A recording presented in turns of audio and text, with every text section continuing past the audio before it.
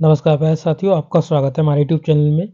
और देखिए साथियों, मैंने आपके लिए डीएलएड फोर्थ सेमेस्टर के लिए जो आपका पवन का मॉडल है उससे मैथ को सॉल्यूशन कराना स्टार्ट किया है और आपको डिटेल में समझाना स्टार्ट किया है, जिसमें आपका एक वीडियो मैं ऑलरेडी अपलोड कर चुका हूं और ये सेकंड वीडियो है जिसमें हम बहुविकल्पी प्रश्नों को डिटेल में डिस्कस कर रहे हैं, ताकि आपका जो सिलेबस है बहुत जल्दी कवर करा करके आप एग्जाम में अच्छा प्रदर्शन कर पाएँ। तो मैं बहुत जल्दी कवर कराने का प्रयास कर रहा हूँ यहाँ पे। ठीक है, तो आपको पहला वीडियो ज़रूर देखना है, उससे आपको बहुत कुछ पता चल जाएगा कि किस तरीके से हम क्वेश्चंस को करा रहे हैं और किस तरीके से आपको डिटेल में समझा रहे हैं। तो चलिए साथ ही वीडियो को स्टार्ट करते हैं। आशा करते हैं आपने पहले का वीडियो देखा होगा। अगर आप चैनल पर नए हो तो चैनल को सब्सक्राइब कर लीजिएगा और इस वीडियो को ज़रूर से लाइक करके अपने छोटे बड़े भाई बहनों के साथ शेयर कर दीजिएगा। चलिए साथ ही वीडियो को स्टार्ट करते हैं। तो देखिए साथियों, हमने इससे पहले के वीडियो में क्वेश्चन नंबर 7 तक आपको डिस्कस करा दिया। अब क्वेश्चन नंबर 8 हम यहाँ पे देखते हैं। क्वेश्चन नंबर 8 में क्या कहा हुआ है, तो आप अपनी स्क्रीन पे क्वेश्चन नंबर 8 देख सकते हो। यहाँ पे लिखा हुआ है कि लंबवृत्तीय बेलन और लंबवृत्तीय शंकु के आधार की त्रिज्या तथा ऊंचाई दोनों समान है। तो बताया है कि जो उनके वॉल्यूम्स होंगे यानी आयतन होंगे उनमें क्या अनुपात होगा। तो पहले हम जान लेते हैं, थोड़ा इन्फॉर्मेशन ले लेते हैं लंबवृत्तीय बेलन के बारे में और लंबवृत्तीय शंकु के बारे में। तो देखिए, ये साथियों आपका है लंबवृत्तीय बेलन जो हम बना रहे हैं। ठीक है, ये लंबवृत्तीय बेलन है और यहाँ पर हम लंबवृत्तीय शंकु बेलन बना लें पहले, इसके बाद हम शंकु बनाएंगे। ठीक है, तो ये लंबवृत्तीय बेलन बना दिया मैंने और यहाँ पर मैं शंकु बना रहा हूँ। तो इस तरीके से जैसे सेंटा की आपने कैप देखा होगा उसी तरीके से आपका होता है। ये आपका हो गया शंकु। तो अब यहाँ पे आप देखेंगे तो इसने ये कहा कि जो आपका इनके आधार की जो त्रिज्या है, जैसे अगर आप लंबवृत्तीय बेलन में देखेंगे तो ये इसकी आधार की त्रिज्या हो गई। ठीक है, ये रेडियस हो गई। और यहाँ पर इसमें देखेंगे, शंकु में देखेंगे तो ये रेडियस हो गई। दोनों की रेडियस समान है और इसमें जो ऊंचाइयां हैं वो भी समान है। जैसे इसकी एच हो गई, इसकी भी आपकी एच हो गई, ये दोनों आपकी समान है। तो कहा है कि अब बताइए कि आयतनों के बीच में क्या अनुपात होगा। तो आपको आयतन का सूत्र पता होना चाहिए। तो पहले आपको आयतन लगाना है लंबवृत्तीय बेलन का। तो लंबवृत्तीय जो बेलन होता है उसका आयतन होता है साथियों पाई आर स्क्वायर एच। ठीक है, ये आपका होता है। और इसके बाद जो आपका दूसरे लगाएंगे आप शंकु का आयतन। तो देखिए, जो शंकु है ना वो लंबवृत्तीय बेलन में आप अगर आप अगर सही से देखते हैं तो यहाँ पे जैसे इस तरीके से आप इसको एक बार कर दीजिए ड्रॉ, इस तरीके से। तो आपको देखो एक शंकु तो ये दिख रहा होगा, ये वाला आपको पूरा दिख गया शंकु। ठीक है, एक शंकु यहाँ पर बनेगा, एक शंकु यहाँ पर बनेगा। तो लगभग आपके 3 शंकु इसमें बन जाते हैं। ठीक है, 3 शंकु बन जाते हैं तो यानी कि आपको एक बेलन से 3 शंकु बन जाते हैं। तो यानी आपका थर्ड पार्ट शंकु कहलाता है। तो यानी इसके आयतन का थर्ड पार्ट। तो 1/3 करोगे पाई आर स्क्वायर एच, ये करोगे तो ये जो होता है शंकु का आयतन वो बेलन के आयतन का 1/3 होता है। ठीक है, अब आपको बता दिया किस तरीके से, आप इस तरीके से याद करते हो तो आपको अच्छे से याद रहेगा। तो अब आपको क्या करना है, देखिए इन सब से ये सब कट गए। यहाँ पे देख सकते हो ऊपर वाले के नीचे कुछ नहीं था तो एक मान लिया, ऊपर वाले के नीचे कुछ नहीं था तो एक मान लिया। पहले का आप गुणा करते हो चौथे से और दूसरे का गुणा करते हो पहले तीसरे वाले से। तो आप देख सकते हो यहाँ पर आपका 1 इंटू में 3 बट्टे में 1 इंटू में 1, तो बराबर में कितना हो जाएगा आपका 3 हो जाएगा। ठीक है, तो आपका ये हो जाएगा आंसर। ठीक है, तो साथियों आपको ये समझ में आ गया किस तरीके से ये क्वेश्चन को आप कर सकते हो। तो आपका कितना आ जाएगा 3। ठीक है, ये 3 बट्टे 1 हो गया, तो आप इसे 3 लिख सकते हो, ये आपका आंसर हो जाएगा। ठीक है, इसके बारे में मैंने आपको समझा दिया। आगे चलिए चलते हैं और आगे जो क्वेश्चन है आप देख लीजिए। यहाँ पे क्वेश्चन नंबर 9 और कह रहा है कि साइन स्क्वायर 45 का प्लस में कॉस स्क्वायर 30 का मान आपको बताना है।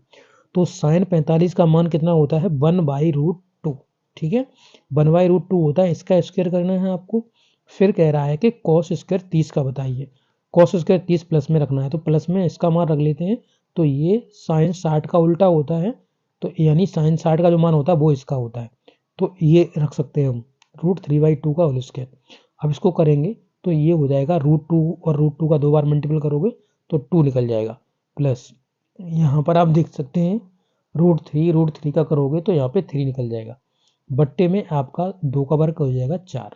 अब यहाँ पे एलसीएम ले लीजिए 4, तो फिर यहाँ पर 1 इंटू 2 4 हो जाएगा तो 2 ऊपर निकल जाएगा, प्लस यहाँ पे 3 इंटू में 4 1 जा 4, तो ये आपका हो जाएगा कितना, ये हो जाएगा 2 प्लस में 3 बट्टे में 4, यानी कि आपका हो गया 5/4। ये आपका आंसर हो जाएगा, 5/4 वाला आपका आंसर हो जाएगा। ऑप्शन नंबर सी आपका आंसर हो जाएगा। ठीक है, चलिए और क्वेश्चन नंबर नेक्स्ट देखते हैं। क्वेश्चन नंबर 10, देखिए क्वेश्चन नंबर 10 में क्या कहा हुआ है, कह रहे हैं क्वेश्चन नंबर 10 में, आप नीचे क्वेश्चन नंबर 10 को देख सकते हो, कह रहे हैं कि यदि किसी वर्ग की लंबाई और चौड़ाई दोनों में 50% की वृद्धि कर दी जाए तो वर्ग के क्षेत्रफल में कितने परसेंट की वृद्धि हो जाएगी, सॉरी कितने गुना वो बढ़ जाएगा। तो आप देखिए जैसे वर्ग होता है तो वर्ग की हर एक भुजा समान होती है, तो यहाँ पर मान लेते हैं हम कोई भी एक भुजा मान लेते हैं वर्ग की कि यहाँ पे 10 सेंटीमीटर की दी गई है, तो ये भी 10 की होगी, ये भी 10 की होगी और ये भी 10 की होगी। तो ये आपकी चौड़ाई हो गई, ये आपकी लंबाई हो गई, समान होती हैं, उससे कोई मतलब नहीं है। दोनों का मल्टीपल कर देंगे तो कितना हो जाएगा, हमारा ये एरिया निकल जाएगा। तो एरिया अगर निकालें 10 इंटू 10, 10 इंटू में 10 बराबर में हो गया आपका 100 आपका एरिया हो गया। अब कह रहा है कि हमने क्या करा है कि दोनों की लंबाई और चौड़ाई हमने बढ़ा दी है 50%, तो 10 का 50% बढ़ाओगे तो कितना बढ़ जाएगा, 5 बढ़ जाएगा, यानी 15 हो जाएगी, ये भी 15 हो जाएगी, इस तरीके से 15 15। तो अब यहाँ पे नया एरिया निकालेंगे, जैसे ये ए था तो इसे A1 मान लीजिए, तो यहाँ पे 15 इंटू में 15 का मल्टीपल करोगे तो कितना हो जाएगा, 15 15 225, ठीक है 225 हो जाएगा। तो अब कह रहा है कि जो आपका क्षेत्रफल है वो कितने गुना बढ़ गया है, तो आपका कितने गुना बढ़ गया है, तो यहाँ पे जो पहले क्षेत्रफल था हमारा वो था 100 और फिर ये बढ़कर हो गया 225, 225, ठीक है यही हो गया। अब इसे हम काट लेते हैं, तो 25 निम्न 225 और 25 चौके 100, यानी 9/4, ये आपका आंसर आ जाएगा, answer number A.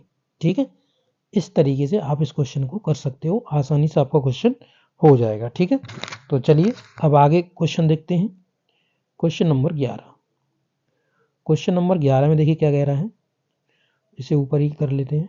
Question number 11 देखिए, चलो इसे हटाओ, अभी इधर कर ले। क्वेश्चन नंबर 11 दिख रहा है नीचे, ये आपका क्वेश्चन नंबर 11 है। ठीक है, ये क्वेश्चन नंबर 11 देखिए, तो यहाँ पर कह रहा है कि निम्न में से कौन सी परमेय संख्या 3/5 और 4/5 के मध्य में नहीं आती। ठीक है, तो आपको क्या कर सकते हैं, इसके दो तरीके हैं। देखिए, या तो इसमें सीधा आप भाग लगा लीजिए दोनों में, ठीक है, तो आपका पॉइंट में 2 आएंगे, फिर इनमें आपस में भाग लगाते रहना, आप निकाल लोगे।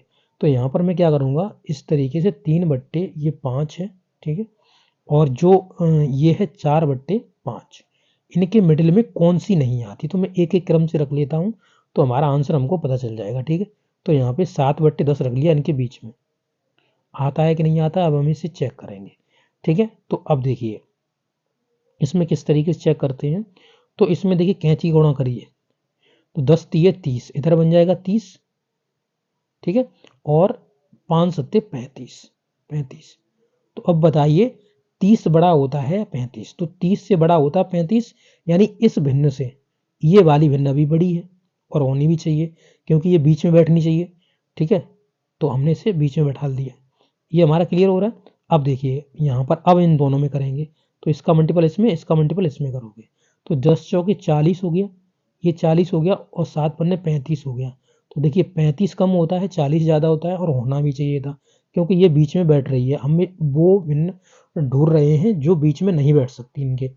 तो ये भी हमारा ये ऑप्शन हमारा नहीं हो सकता ऑप्शन। ठीक है, इसे हम हटा देंगे, तो इसे मैं रिमूव कर दे रहा हूँ यहाँ से, ये हमारा नहीं हो सकता, इसे हटाओ। अब यहाँ पर हमें वो निकाल रहे हैं जो नहीं आएगी। ठीक है, अब यहाँ पर हम देखते हैं 19/30 को देखते हैं, तो 19/30, 19/30, तो इसका मल्टीपल करो, 30 या 90, ये 90 हो गया, और 19 पना 95, तो 95 ज़्यादा होता है, तो इस तरीके से ये सही बैठी हुई है। अभी 19 पना 95 और 30 चौक 120 हो गया, तो भी ये बीच में सही से बैठी हुई है। ठीक है, ये बीच में है, तो ये भी हमारा आंसर नहीं होगा, ये बैठा दो यहाँ से। अब 2/3 को बैठा लो बीच में, 2/3, तो 2/3, 3 त्रिक 9 और 5 दूनी 10, तो 10 ज़्यादा हो गया ना, तो ये वाला आपका बीच में बैठी रहेगी अभी। फिर हम देखते हैं इसे, 5 दूनी 10, और 3 चौके 12, तो ये बीच में बैठ रही है, ये भी हट गया हमारा, ये भी हमारा आंसर नहीं हो सकता। अब यहाँ पर हम देखते हैं 16/30, 16/30, ठीक है। अब कर लो, 30 तिया 90 और 16 पंजे 80, ठीक है। तो 16 पंजे 80 होता है, 30 तिया 90 होता है, तो 90 देखिए ज़्यादा हो गया, ये ज़्यादा हो गई, ये ज़्यादा हो गई, किससे, इससे बड़ी हो गई, तो इससे बड़ी नहीं होनी चाहिए, इससे ये छोटी होनी चाहिए थी, तो ये बीच में नहीं बैठ रही है, ठीक है। तो इस तरीके से आप चेक कर सकते हो, तो यही हमारा आंसर हो जाएगा, डी वाला हमारा आंसर हो जाएगा, ठीक है साथियों, समझ में आ गया। चलिए क्वेश्चन नंबर 12 देखते हैं। ये क्वेश्चन नंबर 12 में क्या कहा हुआ है, तो ये कह रहे हैं cos a बराबर में 0 अंश, तो cos a बराबर में कितना है 0। तो अब 0 किसका मान होता है, तो आपको पता होगा कि यहाँ पे जो 0 होता है वो cos में आपका होता है cos 90 का मान, cos 90 अंश का मान, ठीक है। तो देखिए अब यहाँ से हम देख सकते हैं कि जो ए एंगल है वो यहाँ पर 90 अंश का एंगल है, यही तो पूछ रहा था कितने अंश का एंगल है, तो 90 अंश का एंगल आपका हो जाएगा, ठीक है।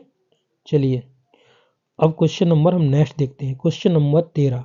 क्वेश्चन नंबर 13 में कह रहा है आंकड़े, इतने आपके आंकड़े दिए जा रहे हैं और कह रहे हैं इनमें बहुलक बताइए। तो बहुलक का मतलब होता है जो सबसे ज़्यादा बार आए, तो सबसे ज़्यादा बार इसमें आपको कौन दिख रहा है, देखिए 7 7 7 7 7 7 आपके 4 बार आए हैं, तो कौन होगा, 4 ही होगा, 7 ही बहुलक होगा आपका, ठीक है। तो ये आपका बहुलक हो गया। अब इसी प्रकार से आप क्वेश्चन नंबर 14 देखिए, क्वेश्चन नंबर 14 में ये दे रहा है और कह रहा है का मान बताइए। तो ये सभी रूट में है, तो हम इन्हें टोटल को रूट में रख सकते हैं, कैसे, तो यहाँ पे b/a इंटू में c/में हम b इंटू में हम c/में b लिख सकते हैं, ठीक है। b है नहीं सॉरी, a/में c है, ये a/में c, ठीक है, ये हो गया।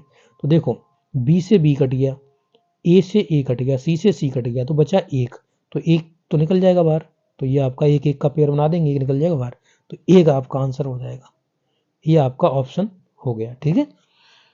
इस तरीके से आप कर सकते हो। क्वेश्चन नंबर 15 भी देख लीजिए, एक वृत्त का व्यास 12 सेंटीमीटर है, तो वृत्त की परिधि आपको बतानी है।